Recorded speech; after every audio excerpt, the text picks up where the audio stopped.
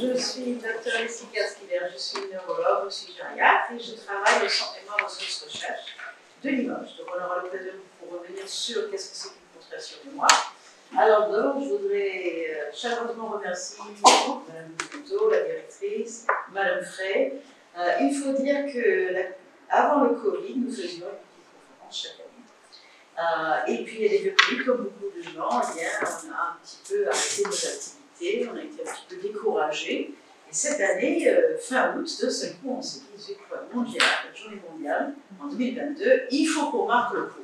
Donc cette journée est le fruit d'une improvisation heureuse entre des partenaires qui, bien qu'il y ait pas perdu contact, parce qu'on travaille ensemble, mais voilà, je remercie la réactivité et l'énergie que Mme Frey et Mme Couteau ont mis pour organiser cette journée de rencontre.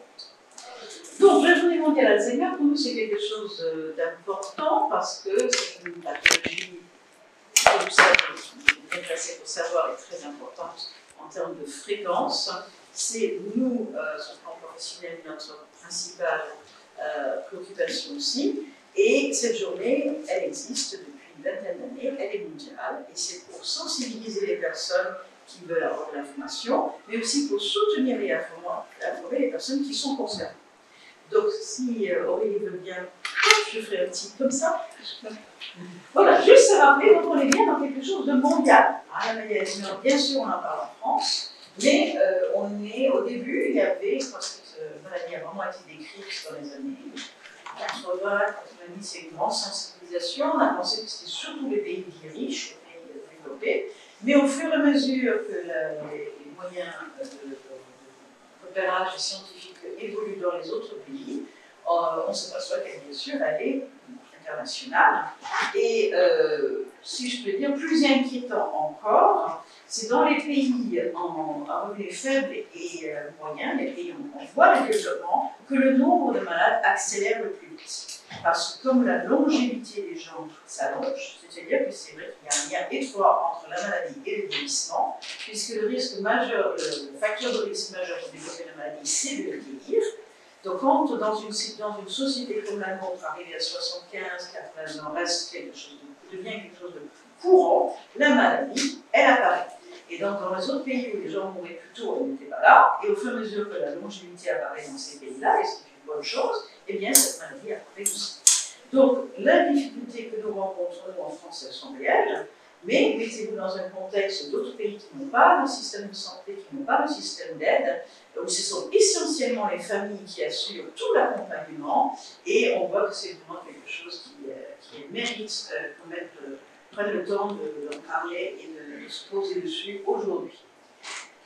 Diapo suivante. Alors, si on revient sur la France, alors la France, on est quand même à peu près 1 million de cas, et la Nouvelle-Aquitaine, et surtout le Limousin, on va parler du Limousin, mais sur la Nouvelle-Aquitaine, on est plus particulièrement touché. Pourquoi?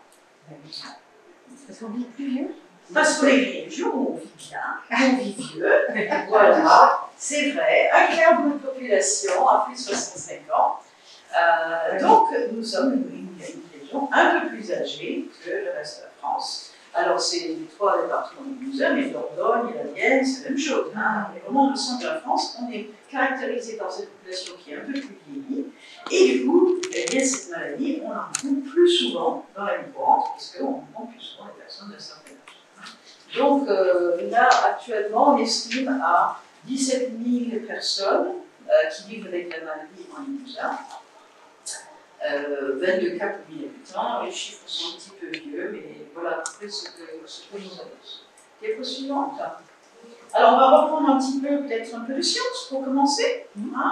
Alors, déjà pour vous dire que, en termes de maladie, bon, le terme démence, qui a été un terme qui a été beaucoup utilisé pour développer ces maladies, ne convient à personne. Il est sévère, il est stigmatisant.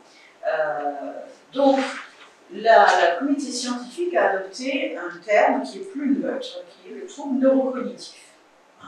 Donc, le trouble neurocognitif regroupe ces maladies où il y a une réduction acquise, c'est-à-dire que la personne avant elle était autonome, elle n'avait pas de problème de mémoire, et puis au cours de la vie, apparaissent des troubles de mémoire, des troubles cognitif, avec la perte d'autonomie, il peut y avoir aussi un changement de personnalité. Et là, on est dans le trouble neurocognitif. Nous, quand on voit ces personnes, on doit s'assurer qu'il y a bien un déclin par rapport au mode de fonctionnement antérieur, que ce déclin s'installe progressivement, qu'il persiste, et que ce n'est pas dû à une autre cause. Donc, il faut rechercher, bien sûr, une dépression, mais aussi une tumeur cérébrale, une maladie encéphalite, toutes les autres maladies qui pourraient intervenir. Et lorsqu'on ne trouve pas d'autre cause et que la maladie est bien installée, on parle de trouble neurocognitif.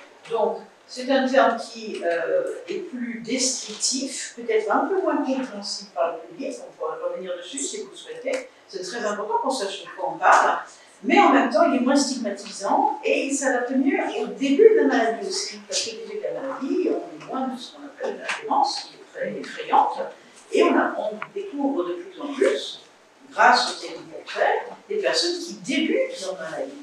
Donc, qui sont encore dans la vie, qui sont encore dans l'autonomie, et leur même ces épisodes de démence semblent extrêmement brutales et exagérées. Donc, trouble neurocognitif, et c'est le terme qu'on utilise. Le suivant.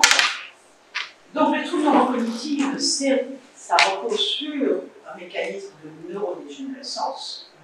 Alors, qu'est-ce que c'est une neurodégénérescence? En fait, c'est des protéines que le corps fabrique, qu'on a dans le cerveau, et pour une raison ou une autre, le corps n'arrive plus à les métaboliser correctement, et donc elles s'accumulent dans le cerveau. Et cette accumulation dans le cerveau finit par être toxique pour les neurones et avoir des conséquences. Donc, la protéine, le type de protéine qui s'accumule, définit la maladie. Donc, dans le cas de la maladie d'Alzheimer, qui est la plus fréquente, qui est celle dont on parle principalement, c'est 60% des cas à peu près, c'est de l'amyloïde et de protéines tout noires. Mais les autres maladies, il ne faut pas les oublier, il y a la maladie d'Alzheimer et apparentée, et parmi ces autres maladies, donc la dégénérescence frontotemporale ou la maladie de Corneille, c'est aussi des protéines qui s'accumulent, mais ce ne sont pas les mêmes protéines et ce ne sont pas les mêmes régions du cerveau qui sont concernées. Voilà. Mais finalement, le mécanisme est quand même toujours le même, c'est ce fameux mécanisme de neurodégénérescence.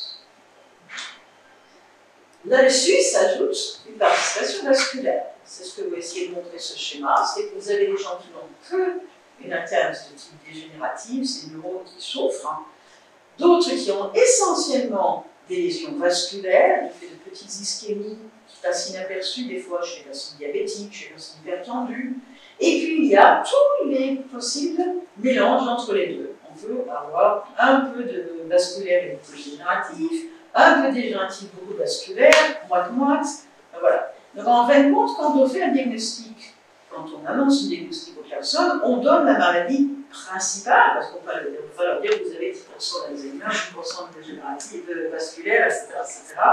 Mais souvent, on le sait, on doit être modeste dans le diagnostic, parce qu'on sait souvent que le mécanisme est assez compliqué, et qu'il y a d'autres choses qui interviennent que uniquement l'Alzheimer, par exemple. Donc c'est pour ça que la prise en charge est souvent globale.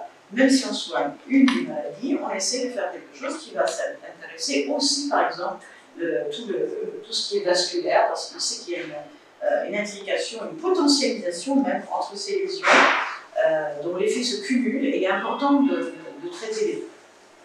La suivante. Alors, la particularité des troubles neurocognitifs, vous aurez peut-être compris, c'est que ces protéines, comme elles s'installent très lentement, c'est finalement le processus, il est très progressif, il s'installe sur des années.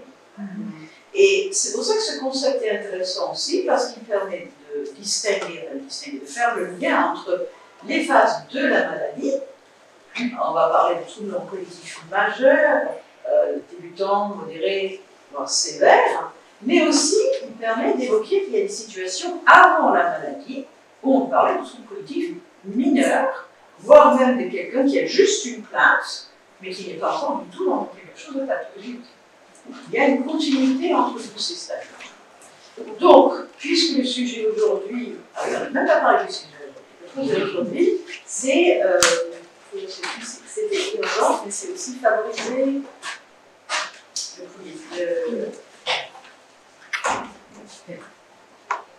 la première diapositive. Profitez de chaque instant. Profitez chaque instant, j'y suis. Profitez chaque instant, voilà. Donc, profitez chaque instant pour nous. On en parle avec Mme Frey, Mme tôt, ça nous a évoqué l'importance de continuer d'être dans la vie, à quel que soit qu'on soit sans difficulté, petite difficulté évidente ou dans la maladie.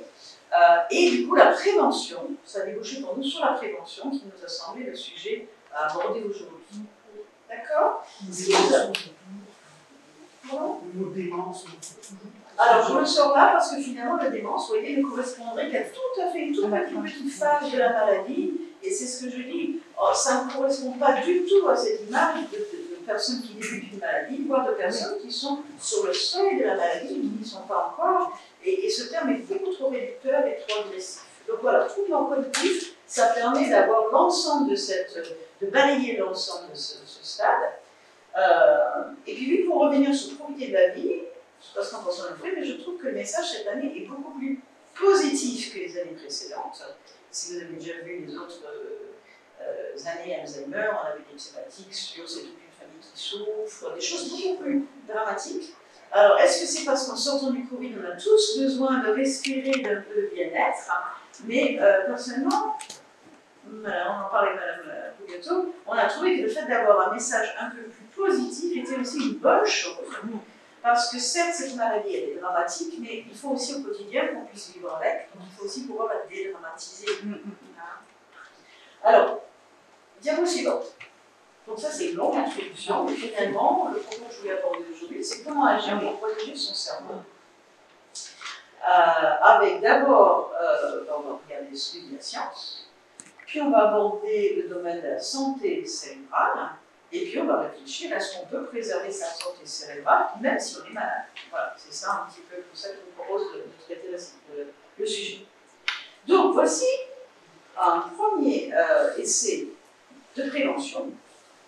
Alors j'ai mis celui-là parce que moi je participais. Voilà, c'est important quand même. On a fait partie des 13 centres en France qui, en 2008 à 2011, ont recruté des personnes de 70 ans en plus à domicile, qui n'avaient pas de maladie particulière, des neurones, mais qui étaient considérées comme fragiles, marchaient un peu moins bien, il y avait des chutes, une plainte mémoire, une perte de poids. Voilà, un profil dit fragile. Et ces personnes, donc 1500 ont été tirées au sort et on leur a présenté des prises en charge différentes dans la prévention pour voir 3 ans plus tard si on arrivait à les maintenir, est-ce qu'on avait des actions intéressantes. Donc il y avait un groupe qui travaillait surtout autour de l'activité physique adaptée, un autre groupe qui était sur des ateliers cognitifs, je crois même qu'il y avait 2 types d'ateliers cognitifs. Il y avait un groupe qui faisait surtout de la supplémentation en oméga 3, et puis le groupe placebo, c'est-à-dire le suivi habituel, pas d'intervention particulière. Alors d'après vous, qu'est-ce que ça a donné au bout de 3 ans? Est-ce que vous pensez qu'il y a un groupe qui a mieux vécu que l'autre, qui a mieux vieilli que l'autre, 3 ans plus tard? Activité physique, oui. Oui, qui vote pour activité physique? Oui. D'accord. Atelier mémoire ou cognitif? D'accord. La nutrition? Moi, je pense aussi. La nutrition peut-être. La nutrition, il y a un doute entre les deux. Et puis bon, c'est beau, bien sûr, c'est beau. Alors, diapo suivant, par musique. Alors finalement, à la fin, ce qui était un petit peu la déception, c'est qu'il n'y a pas eu d'effet particulier. Vous voyez, vous êtes c'était une déception. Mais il ne faut pas croire, en recherche, un résultat négatif est quand même un résultat. Oui. D'accord? Donc, quel était le problème? Est-ce que c'est la population qui n'était pas la bonne? Est-ce que c'est les activités qui n'étaient pas la bonne? Voilà, la question s'est posée. Diapo suivante. Autre étude, un peu plus récente, vous voyez. En fait, il y en a des multiples et variés. Là, je vous en présente 2, mars parce qu'on y était, et celle-ci parce qu'elle est particulièrement intéressante. Donc là, on est en Finlande. La population n'est pas tout à fait la même. Ce sont des populations qui rentrent peut-être plutôt dans la catégorie troubles cognitifs légers. C'est-à-dire qu'ils ont des petites anomalies à la cognition. Donc, ils sont plus sévères que le précédent. Les précédents, c'était que des plaintes. Là, on est des gens, les tests sont un peu altérés. Et puis aussi, ils ont tous les facteurs risques cardiovasculaires. Voilà. Donc, on a pris une population un petit peu plus ciblée. Ils sont entre 60 et 77 ans, donc une population limite un chouïa plus jeune aussi. Et puis, ben voilà, pareil, là, ça se passait en Finlande, ils étaient plusieurs centres et ils ont réuni 1260 individus. Ils les ont suivis que 2 ans cette fois-ci. Et Et il y avait un groupe où ils ont eu des conseils, sur le coaching, et il y a un groupe où ils ont fait des interventions, mais ils ont fait toutes les interventions. C'est-à-dire qu'ils ont agi sur la nutrition, sur l'activité physique, sur le contrôle des facteurs cardiovasculaires et sur les appuis définitifs, tout à la fois. Est-ce que vous pensez que ça a fait quelque chose? Oui, j'espère.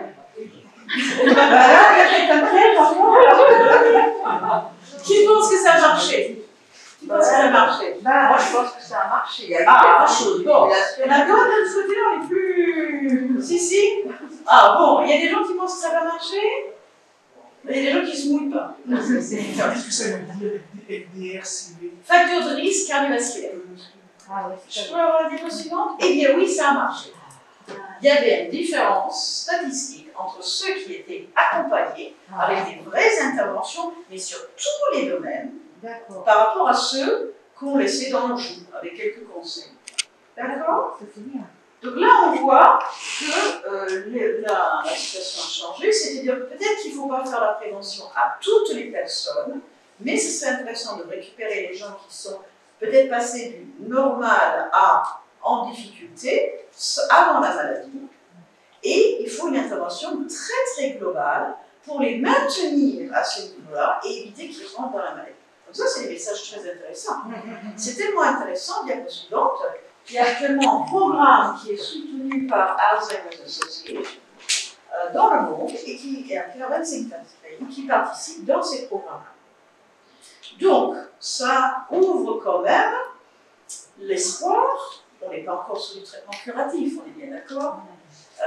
Ce traitement-là, on ne le voit pas encore arriver, même s'il y a des risques, mais on est sur l'espoir qu'on peut déjà prévenir, ou du moins garder la maladie à distance. Et donc, c'est positif.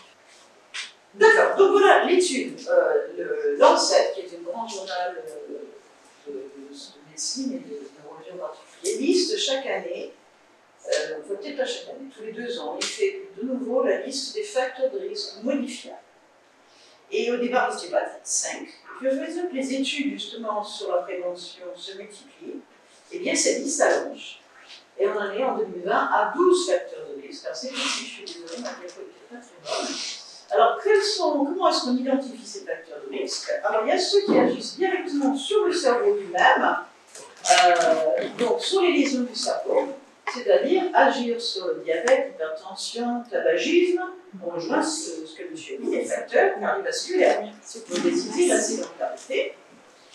Il y a des facteurs qui agissent aussi sur la réserve cognitive, c'est-à-dire, si vous voulez, on peut contrebalancer les lésions de la maladie par, au contraire, nos neurones qu'on fait travailler, qui marchent bien et qu'on entretient.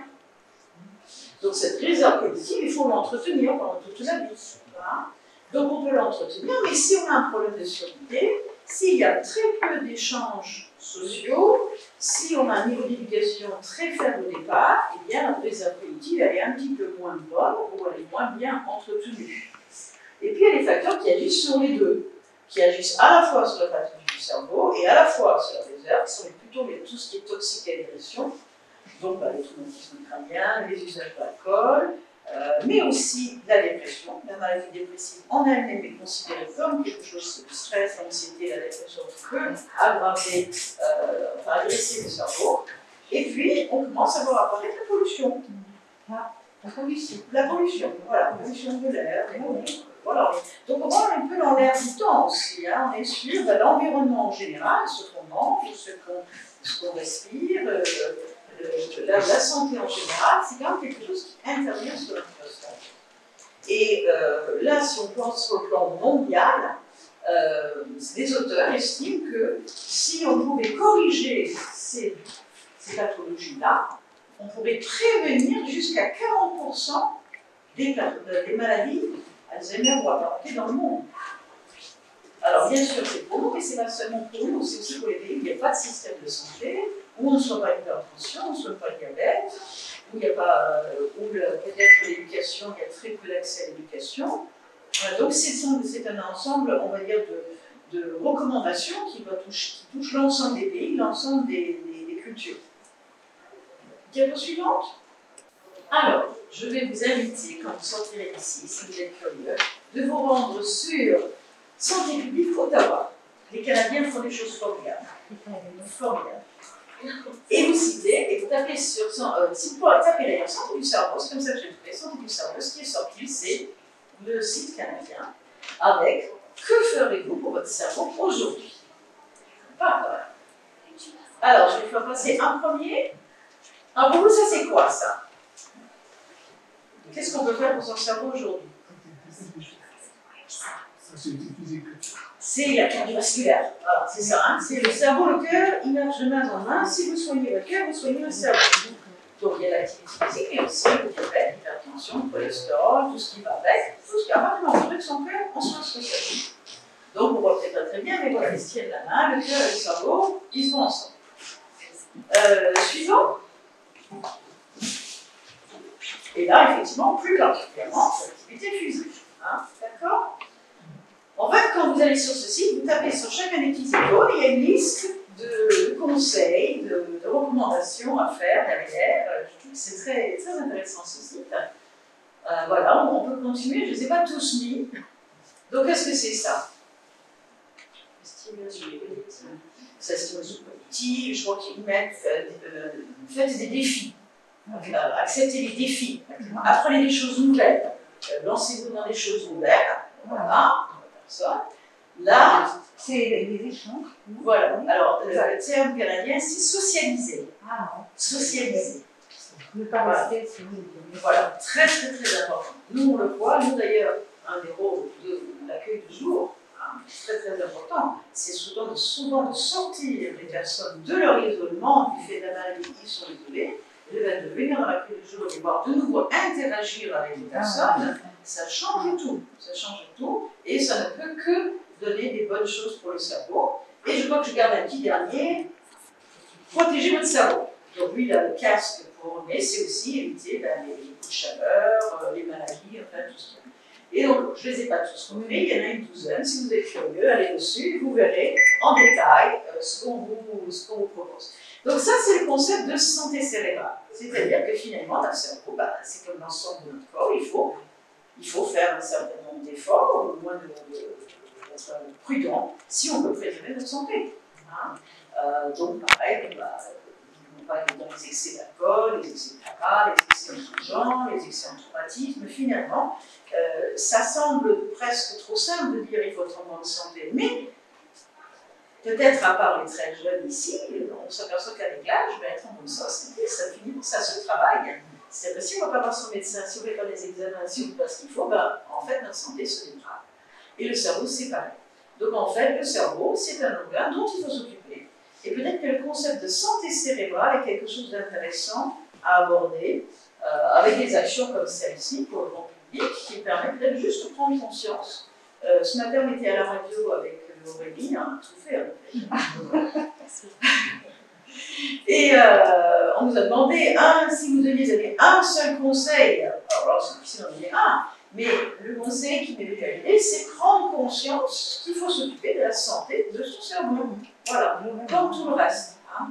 Et c'est vrai que si on se préoccupe de la santé de son cerveau, qu'on ne néglige pas cet organe comme essentiel, on se dit il faut que je le bichonne, il faut que je le traite correctement, et bien peut-être que du coup, on est moins dans l'excès et que ça peut me protéger.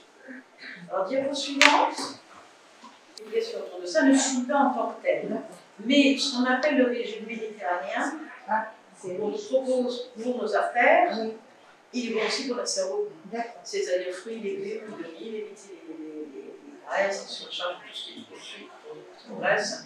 Donc, c'est vrai qu'on revient à des choses qu'on a déjà entendues, mais c'est aussi bon pour ça. D'accord. Alors, c'est vrai que je pense aussi qu'avec tout le phénomène qu'on a actuellement, où les générations actuelles réclament de manger des choses plus bio, plus saines, etc., ça va dans le même sens. Oui, bien sûr. Donc, on est vraiment dans une continuité avec une sorte de souhait des générations actuelles. Hein.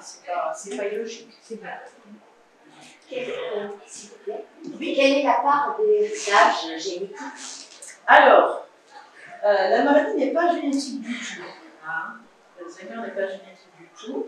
Si vous prenez les autres maladies, la maladie à corps de l'aiguille, a priori non plus, mais la dégénérescence frontotemporale, je ne sais pas si certains d'entre vous sont confrontés à cette maladie, c'est différent. La dégénérescence frontotemporale, il y a à peu près 30% génétique, donc c'est une autre problématique.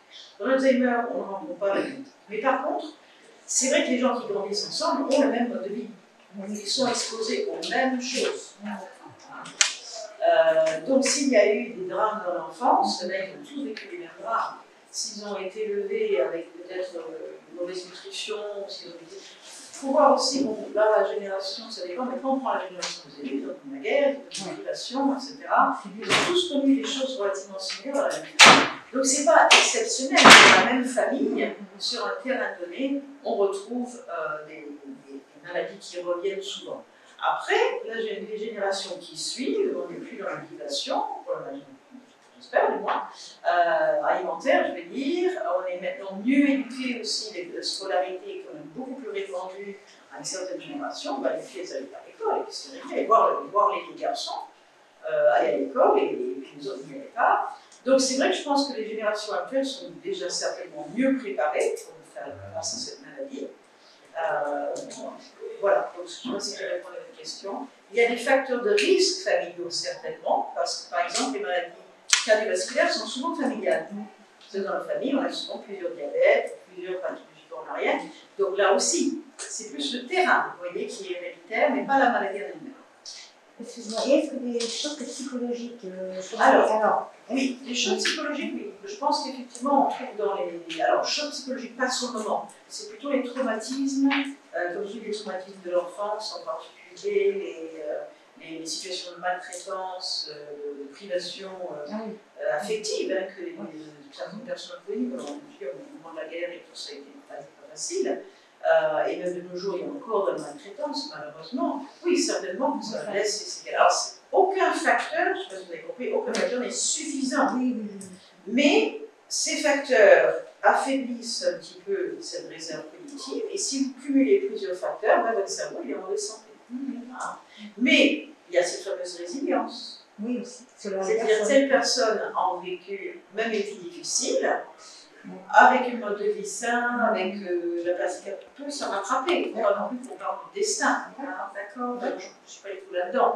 Donc il y a des gens qui ont peut-être au départ vécu des choses difficiles, mais par la suite de leur vie ont pu récupérer des facteurs négatifs, des facteurs positifs, ainsi de suite. D'accord. D'accord. Mais oui, bien sûr, la dépression, comme l'anxiété, comme le stress, sont des facteurs, ce sont des agressions.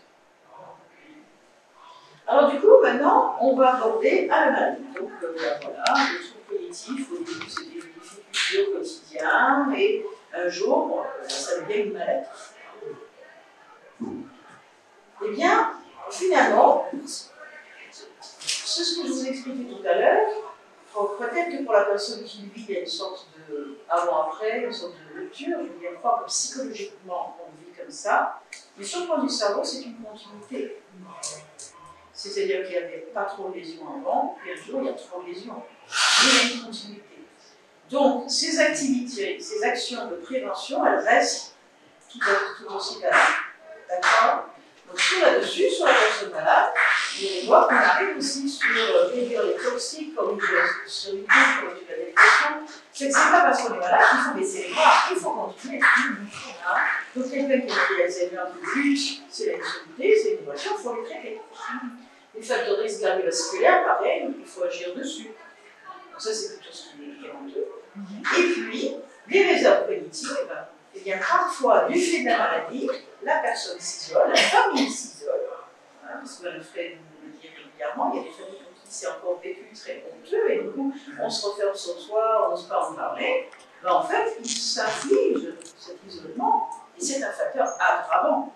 Donc c'est là que qui flash qu'interviennent les thérapies dont on va parler. C'est-à-dire que si la personne et son entourage n'est plus apte à mener une vie où il y a suffisamment de liens sociaux et d'activités valorisantes, eh bien, les thérapies que je vais vous présenter, qui sont mises en place en hôpital de jour, en accueil de jour, etc., sont là pour justement compenser et recréer des liens, recréer de la valorisation, recréer de la réserve cognitive. D'accord ? Et puis il y a aussi la composante psychologique, c'est-à-dire effectivement la souffrance psychologique qu'il peut y avoir dans la personne elle-même et son entourage. Donc ça aussi, il ne faut pas le négliger. Et c'est là où les places des psychologues, des bénévoles et tout sont très importants aussi. Et l'ensemble, donc, on voit qu'il y a de la prise en charge médicale qui est de la continuité et des choses nouvelles qui sont apportées par les professionnels pour justement continuer à maintenir la personne au mieux de sa situation. Donc du coup, on peut avancer. Donc là aussi, je vous envoie éventuellement un autre document. Celui-ci est assez technique, hein, c'est pas grand public, mais il est très bien fait. C'est la Fondation Frédéric Alzheimer qui a publié en 2021 un guide des interventions non médicamenteuses. Alors ce terme, je le déplore un peu. Je trouve ça dommage qu'on définisse ces thérapies par défaut. C'est que c'est une thérapie non médicamenteuse. Je trouve que ce sont des thérapies à proprement parler. Et elles sont valables, même si elles ne sont pas médicamenteuses. Vous voyez ce que je veux dire, c'est un non médicamenteux, par défaut. C'est un peu dommage. Ce sont de réelles thérapies. Et dans le guide de la Fondation, ils ont effectivement recensé 10 axes de thérapie, en insistant bien que la prévention et les soins qui sont basés sur ces thérapies reposent sur des essais qui ont été publiés, qui ont été donc, qui ont montré, qui a évalué les bénéfices et les risques, qui a réellement démontré, en effet. Et donc, ce sont des méthodes qui passent par une activité, mais qui finalement sont des interventions globales.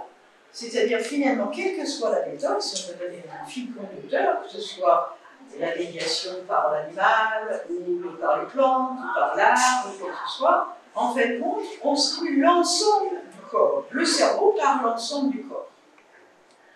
Donc, c'est à la fois physique, corporel, sensoriel, émotionnel, psychologique. Et c'est en stimulant l'ensemble du corps qu'on arrive à stimuler le cerveau.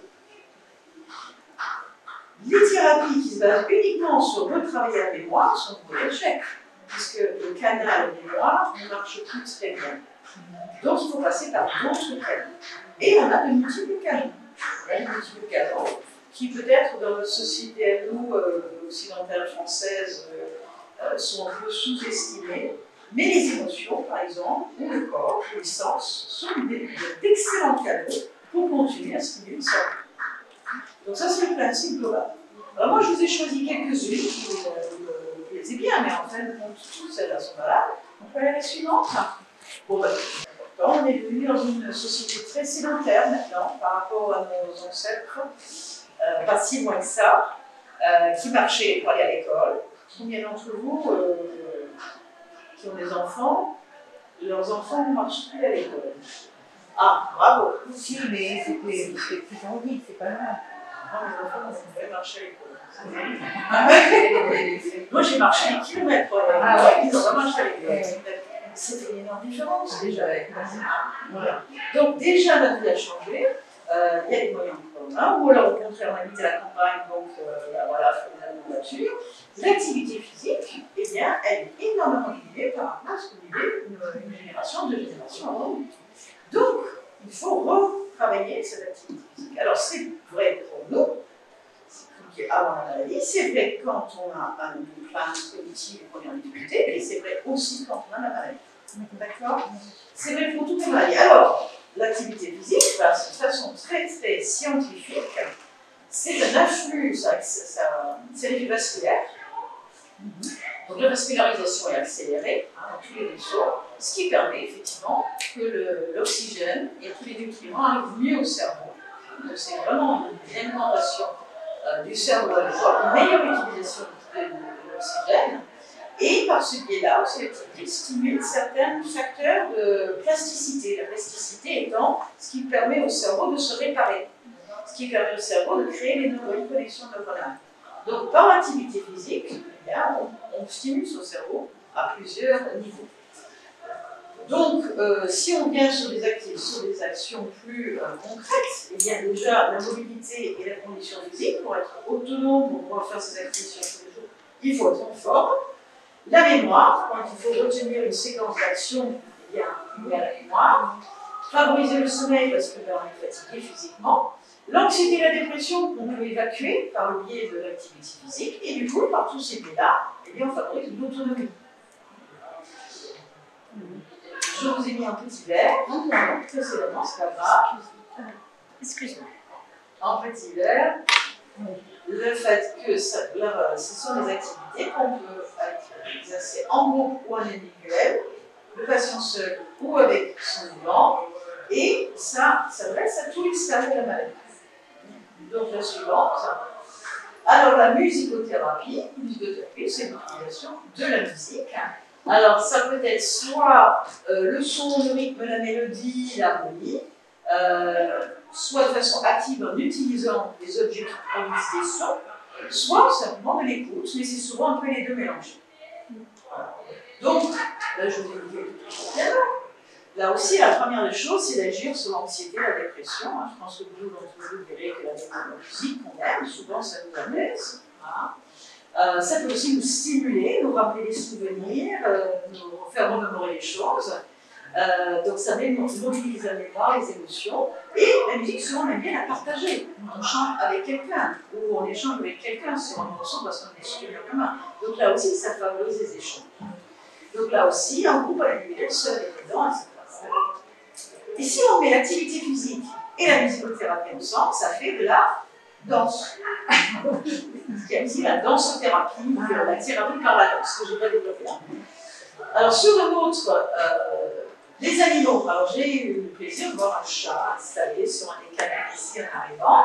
Vous voyez ce chat, alors on sent ce bien-être.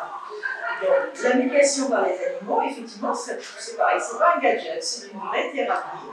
Pourquoi? Parce que, d'abord, de toute façon, soit les visites de l'animal, qui par sa présence, par l'interaction qu'on a avec l'animal, apportent un bien-être, apportent un sentiment de confiance par rapport à cet animal qui est généralement est prêt, comme ce petit chat, à partager avec vous, ou carrément s'occuper de l'animal.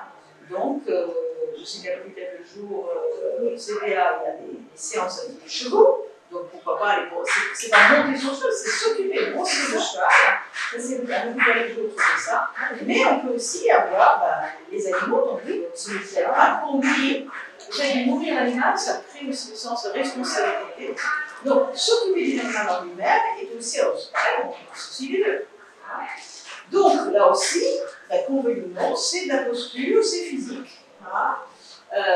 Les interactions sociales, les interactions avec l'animal, mais sociales aussi, parce que si on fait ça en groupe, et puis la qualité de la vie, l'équilibre, l'anxiété, la dépression, ça peut manger tout ce qui est émotionnel, tout ce qui est mémoire. On voit un petit peu les mêmes effets, c'est ce que je vous décris, qui réapparaissent chaque fois. Quel que soit le mode d'entrée, on stimule les mêmes effets.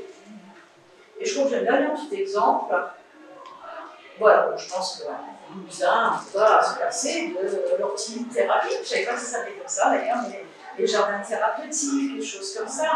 Toucher la terre, pour les personnes qui ont travaillé la terre, c'est éminemment sensoriel. C'est éminemment la mémoire, les émotions. Voilà. Donc, si utiliser le jardin, le jardinage, les plantes, ou de façon générale la relation aux plantes, pour améliorer la santé physique mentale et sociale. Donc là aussi, c'est physique. Il n'y a rien, il y a assez touché, il y a une participation physique, il y a une élimination de l'anxiété, de l'agitation, cette forme de bien-être, des émotions positives. On retrouve un peu toujours les mêmes types d'effets. Alors, je vous en ai choisi 4 parmi les 10. Et ce que je voulais aussi souligner, c'est pour les 4, c'est ces 4-là peuvent se passer avec des personnes, quel que soit le stade de la maladie. C'est-à-dire qu'on peut proposer en début de maladie, mais aussi en milieu de maladie, en milieu aggravé de la maladie, en situation grave de la maladie, parce qu'on ne passe pas par la cognition mémoire, par exemple, on passe à peine par le langage. Donc finalement, on est vraiment dans le sensoriel, dans le perceptif, dans le physique. Et ça, c'est les capacités qui évoluent et qu'on garde très très longtemps malgré la maladie. Donc c'est pour vous dire que je n'ai pas choisi exprès, il y en a d'autres là-dedans, plus l'entraînement cognitif, tout ça, parce qu'on va être certaines choses vont liées par exemple au langage, et du coup ne sont possibles qu'en début de maladie. Mais il y a des thérapies, c'est ce que je voulais vous souligner, des thérapies qui ont tout un sens. Et je pense que vous y associez, quand je vous parle, un certain plaisir, aussi du bien-être. Elles ont tout un sens tout le long de la maladie, même sur les phases sévères de la maladie. Alors, je viens de terminer. Bon, alors, on peut tous dire, bien sûr, avec nos proches, faire du jardinage, je peux passer un bon moment, puis le chat, bien sûr. Ce n'est pas pour autant exactement une thérapie, c'est un moment de bien-être, il faut le faire. Les aidants peuvent s'approprier, les aidants, on parle de proches aidants, la personne qui vit avec la personne malade, peuvent s'inspirer, on va dire, de tout ça, pour partager des moments, la musique et tout. Pour se devenir vraiment une thérapie, on rentre dans quelque chose déjà un peu plus protocolaire. Donc c'est un protocole précis, ce sont des professionnels formés, donc à telle ou telle thérapie, pas toutes les thérapies en même temps qui les attribuent. Et puis, la chose de la thérapie est adaptée, bien sûr. En même temps, ce n'est pas toujours la même chose parce qu'on tient compte de la personne. Ses goûts, ses compétences, ses expériences, ses capacités. Je prends par exemple la musique, il ne faudrait pas avoir le même type d'approche à la musique si c'est un ancien musicien ou quelqu'un qui fait encore de la musique que si c'est quelqu'un qui a toujours juste chanté sous sa douche. Donc voilà, il faut aussi que l'expérience de la personne soit intégrée dans ce qu'on lui propose, tout comme un agriculteur n'aura pas la même approche au jardinage et à la terre qu'un citadin. Donc, l'histoire de la personne, la personnalité de la personne, ses goûts et son expérience doivent aussi être tenus compte quand on propose ce type de prise en charge. Et très très très important, l'objectif pour que ce soit positif, pour que tout soit bon pour le cerveau, c'est que la personne soit valorisée. Donc, ce qu'il faut absolument éviter, c'est la mise en échec, c'est le jugement, c'est la comparaison. Donc, on est là pour privilégier la participation et pas la performance. Le plaisir, c'est de gratter la terre, si rien en plus, c'est pas très grave. Et parce que ce qu'on veut, pour que ça marche pour le cerveau, c'est que ce soit positif. Il faut qu'il y ait de la dopamine, de la sérotonine et tout un tas de bons médiateurs qui soient déversés sur ce cerveau. Si on bloque tout ça avec de l'anxiété et du stress, c'est bien, l'effet de la thérapie, elle sera mieux. Alors, du coup, ces thérapies sont proposées par des professionnels formés, elles peuvent avoir lieu dans différents endroits. Donc, dans les équipes spécialisées Alzheimer, ce sont des professionnels qui se déplacent au domicile, sur des séances qu'on prescrit et qui proposent des thérapies qui sont inspirées de ces types-là. Après, il y a tout ce qui est collectivité, donc les hôpitaux de jour, les accueils de jour comme ici. Et puis, j'ai commencé à parler de la plateforme d'accompagnement pour faire un peu le lien avec la suite. Et il faut voir là aussi que dans les maisons de retraite modernes, maintenant, il y a aussi, pouvoir intégrer dans la prise en charge des maisons de retraite des thérapies aussi.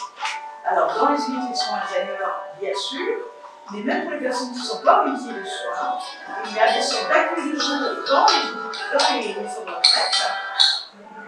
Des accueils de jour au sein des maisons de retraite, si on peut dire, qui fait que les personnes des maisons de retraite peuvent venir 1-2 fois dans la semaine dans un lieu dédié pour être en collectivité, pour avoir ces activités. Donc, je pense qu'il y a quand même beaucoup de progrès dans ce qu'on propose aux personnes. Peut-être qu'Aurélie aura aussi un retour, mais je pense qu'au cours de ces 10-20 dernières années, il y a eu un grand progrès sur la qualité de ce qu'on propose aux personnes qui l'accompagnent, avec, comme je dis, ce qui partait peut-être d'une intuition au départ, du bon sens de l'intuitif, et qui est devenu, vous voyez, de vraies études, avec des vraies recherches menées, avec des preuves comme quoi on est efficace. Et ZAD. Alors, les ZAD, c'est les équipes spécialisées Alzheimer à domicile, et l'INM, ce sont les interventions non médicamenteuses, les fameuses thérapies. Voilà. Donc, je crois que j'ai terminé. Voilà, il me semble que j'ai terminé. Donc, je vous remercie de votre attention et voilà, je suis ouverte aux questions si vous le souhaitez. Dans les actions de prévention dont Leslie nous parlait tout à l'heure, c'est vrai qu'il y a toutes ces thérapies, on va dire particulièrement cognitives, qui vont être là pour accompagner la personne dans son évolution et dans l'approche de la maladie. L'idée, c'est véritablement d'avoir une sollicitation, comme vous disiez, qui est globale. Elle peut être à différents stades, physiques, et on l'a dit tout à l'heure, émotionnels, tout ça. avec les animaux, avec les activités qui sont développées. Et au-delà de tout ce qui pourrait être structure d'hôpital de jour, d'accueil de jour, d'équipes spécialisées qu'on va retrouver à domicile, de soutien psychologique, il existe aussi dans chaque département des plateformes d'accompagnement et de répit. Ces plateformes d'accompagnement et de répit, elles se trouvent dans chaque département à raison de 2 par département. Dans ce département de la Haute-Vienne, il y en a 2. Il y en a une qui est organisée et animée par la Mutualité Française Limousine, et il y en a une qui se trouve à Soins et Santé. Elles ont toutes les 2 des vocations quasi similaires. C'est de pouvoir être un lieu et un interlocuteur unique qui va permettre aux aidants, aux proches, de recevoir des informations sur l'accompagnement de la personne qui peut être atteinte d'une maladie d'Alzheimer ou de troubles apparentés, va être un lieu aussi d'information pour se tourner vers des équipes médicales, pour aller consulter, pour aller, on va dire, trouver les meilleurs interlocuteurs médicaux qui vont venir en soutien aux personnes. C'est un lieu aussi de conseil sur les modes de répit qui existent sur notre département.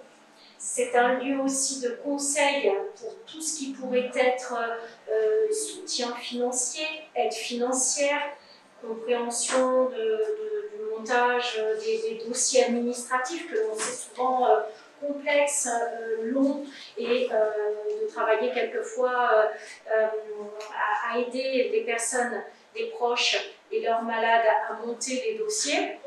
C'est aussi un plus. Nous sommes là également pour tout ce qui est du soutien psychologique, individuel, collectif, ateliers de sensibilisation, et on ne va peut-être pas du tout les appeler formation, parce que c'est pas très tôt, on n'a pas de prétention à former les aidants, mais surtout les sensibiliser. Souvent, vous vous retrouvez aidant, vous n'avez pas forcément choisi de l'aide, ça vous tombe comme ça, vous ne vous y attendiez pas. Et ce lieu, cette plateforme d'accompagnement de répit, elle est là aussi pour vous écouter, pour vous orienter et pour vous proposer des actions pour vous aidants et pour les personnes qui sont accompagnées, les personnes qui sont atteintes de maladie d'Alzheimer ou de troubles apparentés. Alors en termes de mode de répit, bien sûr, comme Leslie vous expliquait, il y a donc les hôpitaux de jour, les accueils de jour, les équipes spécialisées Alzheimer, mais les plateformes d'accompagnement et de répit organisent aussi des séjours vacances, des grands week-ends. Alors là, ce week-end, notre responsable d'accueil de jour avec un collègue part avec plusieurs familles aidant, aidées, hein, la personne famille et puis la personne accompagnée. Donc là, c'est un voyage qui se passe à Messac pendant 3 jours. Avec les montgolfières, il y a un grand week-end en Corrèze sur le départ des montgolfières. Donc ils vont aller faire pas mal d'activités, d'excursions, de sorties. C'est l'occasion pour les aidants de se retrouver entre eux. Quelquefois, seuls à la maison, quand on partage le quotidien, on ne sait pas toujours si les amis vont comprendre. On ne sait pas toujours si le reste de la famille va saisir. Et l'idée, c'est aussi de se retrouver entre plusieurs familles et de se dire, tiens, voilà, ça crée des liens, moi je vis ça, moi je fais ça, tiens, j'ai des petites astuces. Ça crée une émulation dans un groupe et ça, c'est très important. On a des familles qui continuent après à se fréquenter, à se voir. Et puis, ça crée aussi, ça recrée, si besoin, quelquefois des liens qui s'étaient quelquefois un tout petit peu écartés ou distendus dans le couple aidant-aidé, parce qu'on va voir que, oui, en accueil de jour ou ailleurs, on est capable d'avoir son proche qui fait des activités, qui fait encore des choses. Alors c'est vrai qu'à la maison, je ne sais pas ce que j'ai fait, ou je ne veux pas en parler, mais en fin de compte, avec des capacités toujours préservées. Alors on ne va pas aller gratter et chercher ce que malheureusement on a perdu et qui pourrait mettre en échec. On va plutôt aller actionner d'autres leviers sur les potentialités qui sont encore préservées et qui peuvent, elles, être sollicitées. Les sens sont toujours sollicités. Et souvent, ça va permettre de, quelquefois, mieux comprendre la maladie à la maison, le vécu, se poser la question aussi, je suis aidant au quotidien, il faut aussi que je me préserve. C'est ça aussi. Et pour que justement ce couple aidant-aidé il dure à domicile et que le maintien à domicile soit le plus durable possible, ben, l'idée c'est voilà, d'essayer de soutenir et d'être à l'écoute de ces deux personnes, de l'aidant principal et des aidants principaux, parce que quelquefois, et des aidants familiaux, je veux dire, excusez-moi, parce que quelquefois l'aidant principal n'est pas complètement le seul à être autour du proche aidé. Donc l'idée, c'est bien de recréer aussi du lien dans ce couple ou dans cette famille, et les séjours vacances, c'est vraiment l'occasion. Il y a ces équipes spécialisées aussi qui vont à domicile, qui font de la réhabilitation avec la personne, avec des ergothérapeutes, avec des psychologues. Et donc la formation des professionnels, elle est importante. Nous avons aussi des assistants de soins en gérontologie. Et l'idée, c'est toujours d'essayer de proposer les actions ou les activités qui vont être préconisées soit par une équipe médicale, soit par l'infirmière responsable ou la psychologue. Donc, les plateformes d'accompagnement sont en effet des lieux ressources où vous allez pouvoir venir chercher de l'information, des lieux où vous allez pouvoir être écouté, où vous allez pouvoir faire des activités. Nous organisons aussi des activités culturelles avec les aidants, des sorties. Voilà, c'est riche, c'est varié en termes d'action. L'idée, c'est que jusqu'à présent, elles existent, mais elles ne sont pas toujours bien fléchées, elles ne sont pas toujours bien identifiées. Et donc, c'est vrai qu'on travaille avec de nombreux partenaires professionnels, mais aussi bénévoles, les associations de famille. Je dirais que les partenaires, ils nous connaissent bien, voilà, c'est rodé tout ça. Maintenant, c'est comment, on va dire, faire approche au grand public, comment arriver à faire écho finalement au grand public qui aurait besoin. Parce que tous les jours, il y a des personnes, comme on disait à la radio, voilà, qu'on n'a pas pu identifier, qui n'ont pas été diagnostiquées, des familles qui sont fatiguées, des personnes qui pourraient avoir la chance de fréquenter un autre lieu pour pratiquer des activités. Et tout ça, c'est des sortes de pertes de chance. Et les plateformes d'accompagnement et de répit sont vraiment là pour aider à dépatouiller un peu une situation et à trouver petit à petit des solutions pour que le maintien à domicile soit le plus serein possible. Voilà, donc c'est ce que je voulais vous réexpliquer. Après, à Soins et Santé, et pour certains vous me connaissez, il y a une multitude de services qui vont être présents pour aider au maintien à domicile de la personne fragilisée. Donc, on ne reviendra pas dessus. Si vous avez des questions, j'ai deux de mes collègues qui sont avec moi. Vous pouvez nous demander tout à l'heure, mais on n'est pas là pour parler spécifiquement de cet établissement, mais plutôt de tous les modes d'accompagnement qui existent et qui peuvent en effet freiner la progression de la maladie et qui peuvent permettre surtout de continuer à vivre et de vivre le mieux possible au quotidien.